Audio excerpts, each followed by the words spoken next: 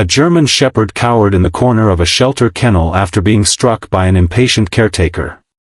What happened next not only changed the dog's life forever but also exposed a disturbing pattern that would ultimately transform an entire community's approach to animal welfare. This powerful story of resilience in the face of mistreatment reveals how a single moment of cruelty was captured by security cameras and sparked a chain reaction that nobody saw coming. Get ready for a journey that shows how sometimes the most profound changes begin with the courage of those who cannot speak but refuse to be silenced. The Oak Ridge County Animal Shelter was chronically understaffed and overwhelmed. Budget cuts had reduced the workforce to a skeleton crew responsible for too many animals in facilities that were long overdue for renovation. The stress showed on everyone's faces, both human and animal alike. In the last kennel of the dog wing, a German shepherd named Maverick had been cowering since his arrival 3 days earlier. Found wandering near the interstate, with no microchip or collar, he exhibited the classic signs of abuse, flinching at quick movements, ducking when humans raised their hands, and trembling when voices grew loud. Jenny Winters, the shelter's volunteer coordinator, had made special note of Maverick's case. "He needs gentle handling," she'd written on his intake form. "No sudden movements. Speak softly. Give him space." But this Tuesday morning, Jenny was out sick, and the shelter was short-staffed as usual. Marcus Davis, a recently hired caretaker with minimal training and growing frustration at the demanding workload, was tasked with cleaning Maverick's kennel. "Come on, move." Marcus snapped, trying to shift the German shepherd to one side of the enclosure. Maverick froze, eyes wide, body tense. When Marcus reached for his collar, the dog cowered further into the corner. What happened next was captured by the shelter's security camera. Marcus, his patience exhausted by a morning of difficulties, raised his hand and struck Maverick on the muzzle. "I said move." The German shepherd yelped and pressed himself harder against the wall, trembling violently, eyes showing pure terror. Marcus finished cleaning quickly and moved on, unaware that his actions had been recorded. However, as he left, he failed to properly secure Maverick's kennel door, a mistake that would set in motion events no one could have anticipated. 30 minutes later, Elena Rodriguez arrived for her volunteer shift. The 20-year-old veterinary student had specifically requested to work with Maverick after reading his intake notes. She had brought high-value treats and planned to simply sit near his kennel, helping him associate humans with positive experiences. As Elena approached the dog wing, she was met with an unusual sight. Maverick was not in his kennel. Heart racing, she quickly scanned the other enclosures, then rushed to check if someone had moved him. Finding no sign of the German shepherd, she alerted the front desk, triggering a facility-wide search. Security footage would later show what had happened. After Marcus left, Maverick had remained frozen for nearly 15 minutes. Then, slowly, the traumatized dog had nudged the unsecured door with his nose. When it swung open, he'd slipped out, navigating the hallways with his head low, avoiding human contact until finding an unlocked supply closet, where he'd hidden himself behind a stack of blankets. That's where Elena eventually found him curled into the smallest possible ball, shaking uncontrollably. What she did next would not only change Maverick's life but would ultimately expose a pattern of neglect that had gone unchecked for far too long. Elena moved slowly, keeping her body low and non-threatening. "Hey there, buddy," she whispered, remaining at a distance that respected Maverick's space. "You're okay now." She didn't attempt to grab him or force him from his hiding place. Instead, she sat on the floor, her back against the wall, and waited. After 15 minutes of silence, she began softly reading aloud from her phone, a technique she'd learned for traumatized animals, allowing them to grow accustomed to a human's presence without direct interaction. An hour passed before Maverick showed any response. His trembling gradually subsided, and occasionally he would glance at Elena before quickly looking away. Progress was measured in these tiny moments. When shelter manager Tony Grayson found them, he was initially irritated that Elena hadn't immediately reported finding the dog. His expression changed, however, when he saw Maverick voluntarily shift slightly closer to Elena while she read. "How did he get out?" Tony asked quietly. "I don't know," Elena replied, "but something spooked him badly. He's more shut down than when I saw him yesterday." Tony sighed. "Let's check the security footage. Can you stay with him until we figure out a safe way to get him back to his kennel?" What the security cameras revealed left Tony speechless. The footage clearly showed Marcus striking Maverick, followed by the caretaker's carelessness with the kennel door. More disturbing was the discovery that this wasn't an isolated incident. Reviewing earlier footage revealed Marcus had been rough with several animals over the past month. Tony immediately suspended Marcus pending investigation and called Jenny despite her being out sick. "We have a situation," he explained, "and I need your expertise with Maverick.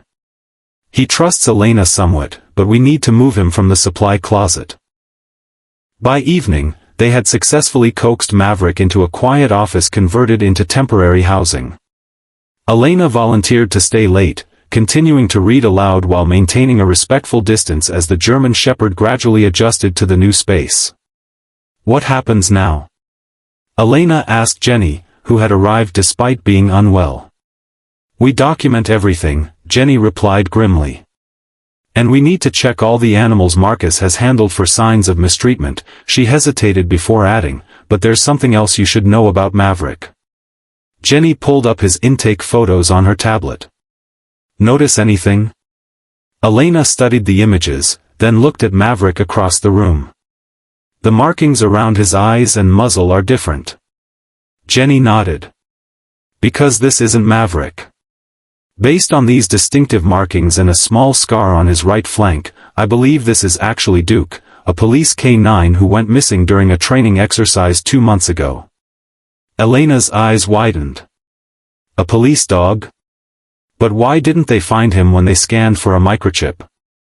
"That's what worries me," Jenny said, lowering her voice. "According to his intake notes, the scanner didn't detect anything. Either his microchip migrated or someone deliberately missed it." Elena finished the implication hanging heavily between them. Neither woman could have predicted how this discovery would connect to a larger web of corruption that had been festering within the county's animal control system, or how a traumatized German Shepherd would become the key to unraveling it all. Officer Jason Reeves had spent 8 weeks searching for his missing partner. Duke had disappeared during a rural training exercise, vanishing into dense woods without a trace. The official report suggested the German Shepherd had likely been killed by coyotes or had suffered an accident in the rough terrain, but Jason refused to accept this conclusion. "He's too well trained to just wander off," Jason had insisted to his superiors, "and we would have found remains if he'd been attacked." When Jason received Jenny's call, he broke every speed limit driving to the shelter. Surveillance footage showed the moment he entered the office where Duke was being kept. The German Shepherd's reaction was immediate and stunning. Despite his traumatized state, Duke's ears perked forward, his body tensed, and then in a moment that brought tears to those watching, he raced across the room and pressed himself against Jason's legs, whining with recognition. "Where have you been, partner?" Jason whispered, kneeling to embrace his dog.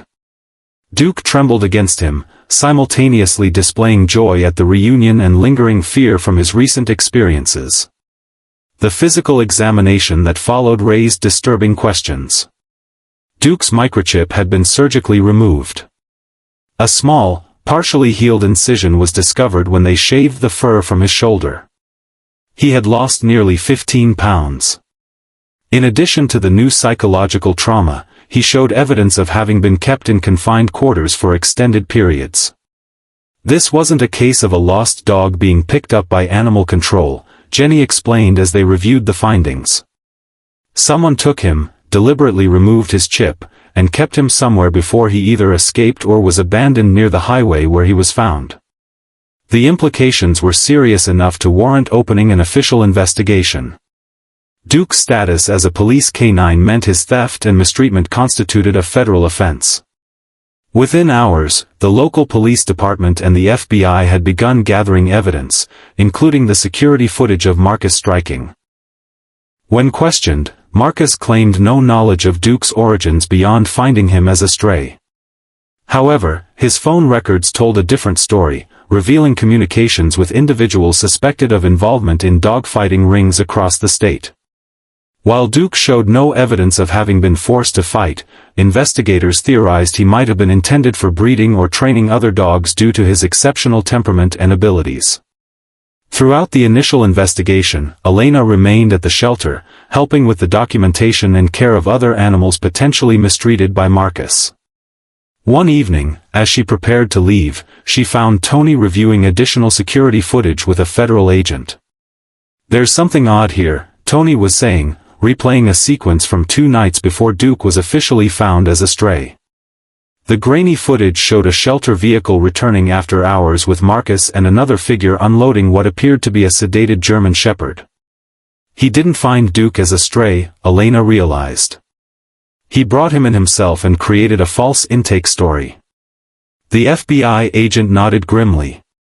"And we need to figure out why. If they went to the trouble of removing his microchip and then bringing him to a shelter rather than simply abandoning him somewhere, they had a specific purpose." As the investigation expanded, so did the evidence of a larger conspiracy. Duke had not been the only missing dog with specialized training to disappear in recent months. Nor was the Oak Ridge County shelter the only facility where documentation had been falsified.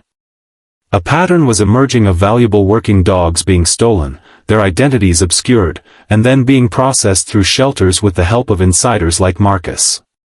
The question remaining was why, a question Duke himself would ultimately help answer in a way no one expected. 2 weeks after his reunion with Jason, Duke began the process of rehabilitation. The psychological impact of his ordeal had left scars deeper than his physical injuries. He showed signs of anxiety in enclosed spaces and would panic if separated from Jason, suggesting he had experienced prolonged confinement and isolation. "It's common with trauma cases," explained Dr. Mira Santos, the veterinary behaviorist working with Duke. But his strong foundation of training and the secure bond he has with Officer Reeves give him advantages many traumatized animals don't have. Jason had taken leave from active duty to focus on Duke's recovery, converting his garage into a comfortable space where the German Shepherd could decompress without feeling trapped. Elena visited regularly, having formed a connection with Duke during those crucial hours in the shelter. During one such visit, Elena noticed Duke's unusual reaction when she sat down her backpack, which contained textbooks from her veterinary classes. The German Shepherd became alert, focusing intently on the bag, his nostrils flaring. "What is it, boy?" Jason asked, recognizing his partner's alert posture, the same one Duke would assume when detecting narcotics during his police work. Elena carefully opened her backpack. "I have my pharmacology textbook and notes. We're studying different drug classifications this semester." Jason's expression changed. The narcotics unit had been investigating a new synthetic drug being distributed locally. Duke and I assisted on several searches before he disappeared. This observation led to a carefully orchestrated test. Under controlled conditions, Duke was presented with various scents, including samples from the pharmacology lab. His response was definitive. He alerted strongly to compounds similar to those used in manufacturing the synthetic drug. They took him because of what he knows, Jason realized. Someone discovered Duke could detect their product and saw him as a threat to their operation. The FBI incorporated this information into their expanding investigation, now focused on connections between the dog theft ring and drug manufacturing operations. The breakthrough came when analyzing the soil samples taken from Duke's paws and fur at intake, which contained chemical traces consistent with drug production, along with distinct mineral markers that helped narrow the search area. Meanwhile, conditions at the Oak Ridge shelter were undergoing rapid change. The investigation had revealed multiple violations, leading the county commissioners to approve emergency funding for staff training and facility improvements. Jenny, promoted to interim director after Tony resigned amid questions about his oversight failures, implemented new protocols for animal care and security. Elena found herself offered a paid position coordinating volunteer training, her experience with Duke having demonstrated her exceptional ability to work with traumatized animals. The shelter was transforming into a model facility, with community support pouring in as the story of Duke's mistreatment and the subsequent investigation made local headlines. 4 months after Duke had been found, the FBI executed coordinated raids on multiple properties identified through the investigation. They discovered not only drug manufacturing operations but also several missing dogs, including 2 other former police K-9s who, like Duke, had been stolen due to their ability to detect certain chemicals. The raid also uncovered evidence implicating a network of corrupt officials, including a high-ranking member of the county government overseeing animal control funding. Through it all, Duke continued his recovery, gradually returning to his confident self. Jason documented this journey, sharing updates that inspired the community and brought attention to issues of animal welfare and the special needs of traumatized pets. What had begun with an act of cruelty captured on camera had expanded into a movement that would ultimately save countless animal lives, particularly the German Shepherd who had cowered in fear after being struck by an impatient caretaker. He would soon return to service, albeit in a capacity no one had initially imagined. "Are you sure about this?" Dr. Santos asked, watching Duke move confidently through the training course. "He's made remarkable progress, but returning to full police duty involves significant stress." Jason nodded, though his expression revealed mixed emotions. Duke's recovery has exceeded everyone's expectations. "But you're right, I don't think traditional K-9 work is the right fit for him anymore." So 6 months had passed since Duke's rescue from the shelter. The criminal case against Marcus and his associates had expanded to include charges ranging from animal cruelty to drug trafficking and corruption. Throughout the legal proceedings, Duke had remained a symbol of resilience, his story inspiring changes in how law enforcement approached animal welfare cases. Now, as autumn painted the surrounding trees at the training facility in gold and crimson, Jason and Duke were pioneering something new. With support from the police department and grant funding secured through Elena's advocacy, they were developing a specialized program for Duke to serve as a rehabilitation partner for traumatized animals being processed as evidence in abuse cases. "He understands them in a way humans can't," Jason explained, watching Duke gently approach a recently rescued terrier that had been cowering in its enclosure for days, refusing food or human contact. "He's been where they are." Elena, now completing her veterinary studies while working part-time at the reformed Oak Ridge shelter, had documented remarkable results. Animals paired with Duke showed faster stress reduction, improved social behaviors, and greater responsiveness to rehabilitation techniques. His presence seemed to communicate a message that humans couldn't convey: "You are safe now. I understand. It gets better." Today's session was particularly significant. The terrier had been rescued from one of the properties raided as part of the investigation Duke had helped spark. Like many animals recovered from abuse situations, it exhibited extreme fear responses that made medical treatment and basic care challenging. Duke approached with the careful body language he had developed for these interactions, his head slightly lowered, movements slow and deliberate, maintaining a respectful distance while communicating peaceful intentions. The terrier, which had growled and retreated from all human approaches, watched Duke with cautious interest. After several minutes of this delicate dance, Duke lay down a few feet from the terrier's enclosure, positioning himself so the smaller dog could observe him without feeling threatened. Jason and Elena remained further back, documenting the interaction but not interfering. Gradually, almost imperceptibly, the terrier's posture shifted from defensive to curious. By the session's end, it had moved slightly closer to the front of its enclosure and, for the first time since rescue, accepted food in the presence of observers. "That's the 4th success this week," Elena noted, updating her records. The prosecution team is calling Duke's evidence transformative in building their animal welfare cases. The before and after documentation is helping judges understand the psychological impact of abuse in ways written reports never could. The program was expanding beyond initial expectations. What had begun as rehabilitation for Duke had evolved into a pioneering approach to animal welfare in legal contexts. Other departments were sending representatives to learn the techniques, with plans to implement similar programs using recovered K-9s who might not return to traditional police work. "There's something else," Jason said as they walked Duke back to the transport vehicle. The department's Community Outreach Division wants Duke to become the face of a new education program about animal welfare and reporting suspected abuse. They believe his story helps people connect emotionally with the issue. Elena smiled. From victim to advocate, it's perfect. What neither of them discussed, though both understood, was how Duke's journey had transformed their own lives as well. Jason had discovered a new purpose beyond traditional police work, becoming a sought-after expert in animal welfare as it intersected with law enforcement. Elena had found her veterinary career path, focusing on forensic medicine and trauma recovery, with multiple job offers already extended for after her graduation. As they drove away from the training facility, Duke sat alertly in his specialized compartment, watching the world pass by through the window, a far cry from the terrified dog who had hidden behind blankets in a shelter supply closet. His journey from victim to healing presence for others embodied the program's core message: trauma need not be the end of the story. The courtroom fell silent as Duke entered with Jason. Despite months of preparation, there had been concern about how the German Shepherd would respond to the formal environment and the presence of individuals associated with his trauma. But Duke walked confidently beside his handler, his rehabilitation complete in ways that once seemed impossible.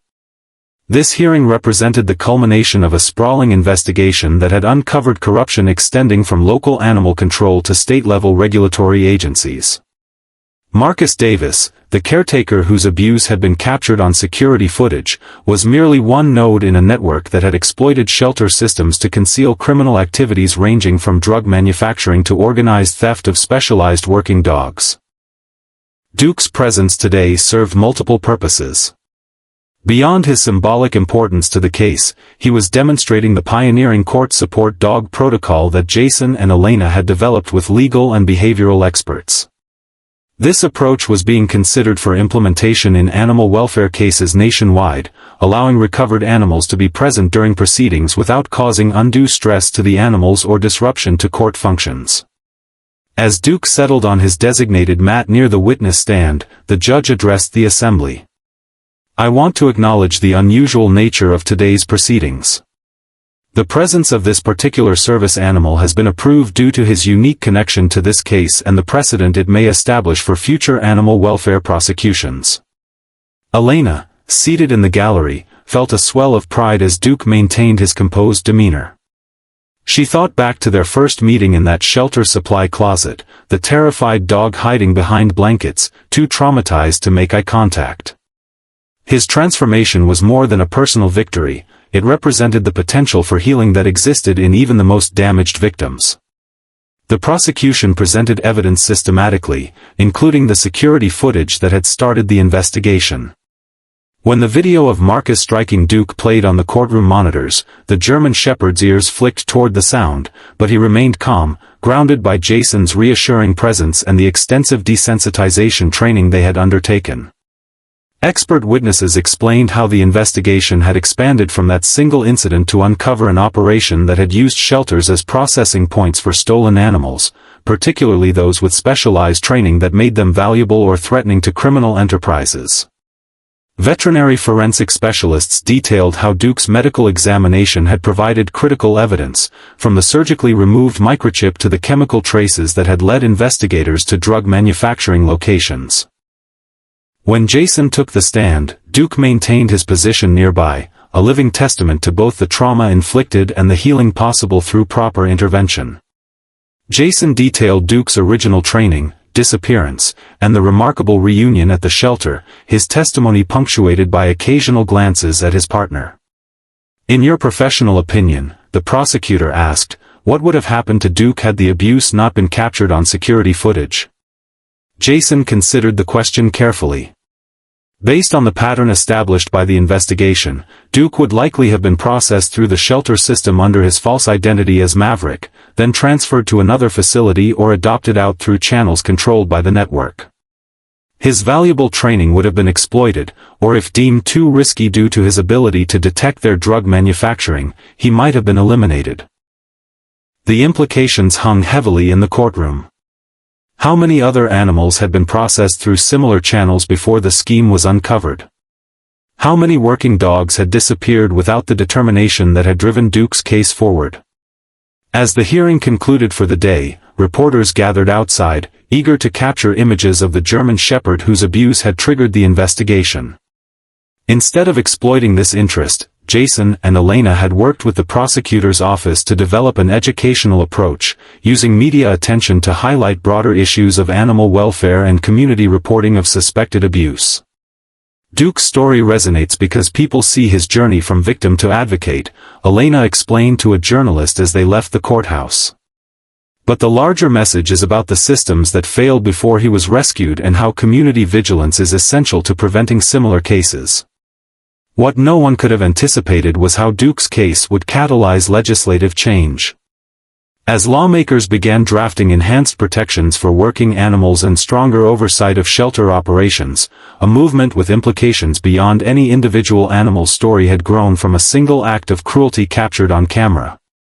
2 years to the day after Duke's rescue from the Oak Ridge County shelter, a ribbon-cutting ceremony marked the opening of the Duke's Dignity Center for Animal Rehabilitation and Training.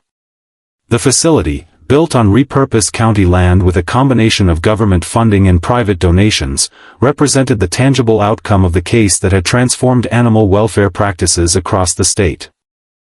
Duke, now 9 years old and fully recovered from his ordeal, sat attentively beside Jason as officials made their remarks. His graying muzzle and the small patches of white fur around his eyes gave him a distinguished appearance, complementing the specialized therapy dog vest he wore in his role as the center's canine ambassador. Elena, who had completed her veterinary degree and now served as the center's medical director, watched from nearby, remembering the frightened dog she had found hiding in a supply closet. The contrast between that traumatized animal and the confident, balanced German Shepherd before her never ceased to amaze her. The Duke's Dignity Center had multiple functions. It served as a rehabilitation facility for animals recovered from abuse situations, a training center for law enforcement and animal control officers, and an educational resource for the community. Most innovatively, it housed the working dog recovery program that Duke had inspired, a specialized approach to rehabilitating service and working dogs who had experienced trauma or required retraining for new roles. After the ceremony, visitors toured the facility, learning about the programs that had grown from Duke's case. In the rehabilitation wing, rescued animals received specialized care designed to address both physical and psychological trauma. The training center provided certification courses for animal welfare professionals, emphasizing evidence-based approaches to investigating abuse and supporting recovery. At the heart of it all was the bond between handler and animal, exemplified by Jason and Duke. Their partnership had evolved from traditional police work to pioneering new territory in animal-assisted rehabilitation. Together, they had worked with dozens of traumatized animals, helping them reconnect with humans and, when possible, return to service in modified roles suited to their experiences. As the day's formal activities concluded, Jason and Elena found a quiet moment away from the crowds, watching Duke demonstrate calming signals to a recently rescued border collie in one of the rehabilitation yards. "Remember when we thought success would be just getting him back on police duty?" Jason said, smiling as Duke gently encouraged the more timid dog to explore a training obstacle. Elena nodded. "He found a different purpose, maybe the one he was always meant for." The investigation sparked by Duke's case had led to significant convictions, with Marcus Davis and several higher-level operators receiving substantial sentences. More importantly, it had exposed systemic vulnerabilities that had allowed for the exploitation of shelters and working animals. The resulting reforms included enhanced security protocols, better training for shelter staff, and specialized tracking systems for working dogs. Duke would never know the full impact of his story, how a moment of cruelty captured on camera had unleashed a chain of events that transformed an entire system. But as he guided another traumatized animal toward recovery, his actions spoke to a truth that had emerged from his journey: sometimes the deepest wounds create the greatest capacity for healing others. The German Shepherd who had once cowered after a harsh blow now stood as a living embodiment of resilience, his very presence communicating to damaged animals and the humans who cared for them that trauma need not define a life, that fear could be overcome, and that purpose could be found even after profound betrayal. As the day ended and visitors departed, Duke returned to the home he shared with Jason, where he would rest before returning to his work tomorrow. The security cameras that had once captured his moment of victimization now served a different purpose, documenting success stories and training techniques that would help countless other animals. From a single act of cruelty had grown a legacy of compassion that would continue long after Duke's working days were done, a reminder that sometimes the most powerful advocates for change are those who have themselves experienced the very conditions they help transform. If this story touched your heart, subscribe to the channel and leave a like. Share it with someone who needs a reminder that even the darkest moments can lead to unexpected light when we refuse to look away from suffering and instead channel our outrage into positive action. Every animal deserves dignity, and every act of compassion matters.